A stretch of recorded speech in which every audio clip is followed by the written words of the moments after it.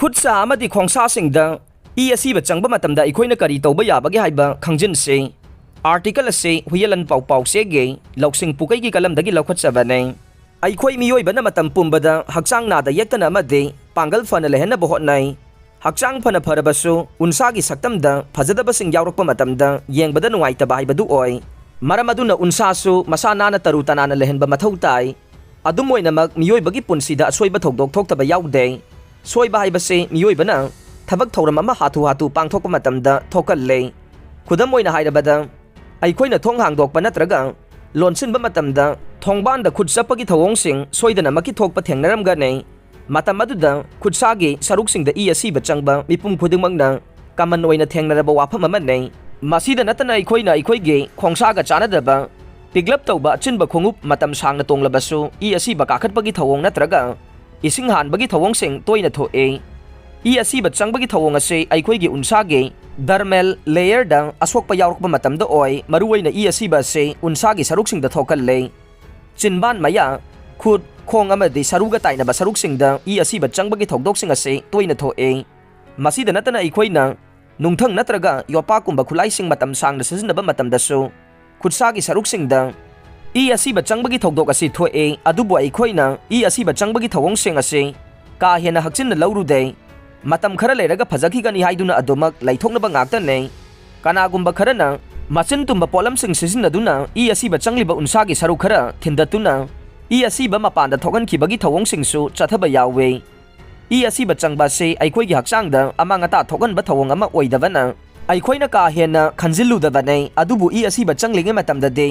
अइखोइगी खुद अमदि खोंगना मथौ तौबा मतमदा नुंगाइतबगी थवोंगसिंग थोगहल्ले मरम अदुना अइखोइना आयुर्वेदिक नत्रगा युमदा सेमजबा पोलमसिंग सिजनदुना मखा ताना इन्फेक्शन थोलक्तनबा होटनगदबने मसिगिदमक अइखोइना युमदा लैना लैना तौबा याबा थबक खरगी मतंगदा खंगमिनसे अहानबदा ई असीबा चंगलिबा सरुक अदुदा सैंडलवुड पेस्ट नत्रगा पाउडर सिंग तैगदबने अइखोइना सैंडलवुड पाउडरदा इसिंग खरा यानसिलबा मतुंग मोलोमगुमना थोलबा पाउडर अदु सोकलिबा सरुकसिंग अदुदा यामना तपना तैगदबने मदुना ई असीबा चंगबदगी अइखोइगी उनसासिंगदा का हेना सागटपगी थवोंगसिंग थोकलिबा अदुदगे थिंगबा ngamgane ई असीबा चंगलिबा उनसागी सरुकसिंगदगे असाबगी सरुक लौथोकपा ngamबदा नतना सोकलिबा सरुक अदु यामना थुना ओइसिनहंदुना थुना फगटपदा मतेंग चाउना पांगसिल्ले अनिसुबदा ई असीबा चंगबा मतमदा अइखोइना तौबा याबा ख्वाइदगी लाइबा पांबय अमा हाइरगदे अइखोइगी युमदा मारांग काइना लैरिबा याइंगंग असे सिजनगदबने याइंगंग असुबा खरदा इसिंग खरा हापलगा यामना नंगना थिलबा मतुंग इसिंग हालिबा सरुक अदुदा थारमना तैसिनगदबने याइंगंगी सरुक अदु तैसिलबा मतुंग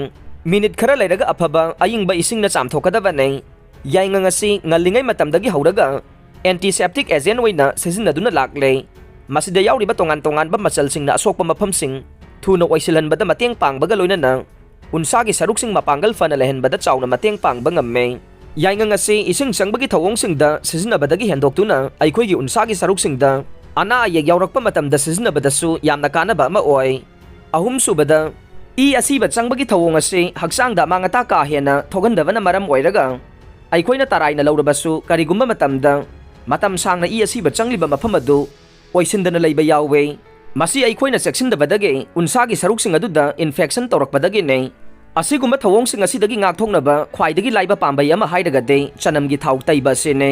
मकु खोगलबा नमखाइदबा चनम खरा थाउदा हापतुना यामद्रबदा मिनिट 10 दगी 12 फाउबा साहनगदबने मदुगी मतुंग थाव अदु अमुक इंथनगनी अदुगा ई असीबा चंगलिबा सरुक अदुदा ड्रॉप अनीगुम्बा थाददुना तपना तैगदबने मदुगी मतुंग मिनिट 30 रोम लैरगा अइखोइगी खुदसा अदु सेंगना चामथोकने चनमदा एलिसन हाइना खंगनबा कंपाउंड मखल अमा याउरे मसिना इन्फेक्शन थोलकदबदगी ngaktokpa ngami hainasu थिजिलोइसिंगना फोंदोकले आर्टिकल असे रिलायबल सोर्स दा युमफम ओइरगा फोंगबने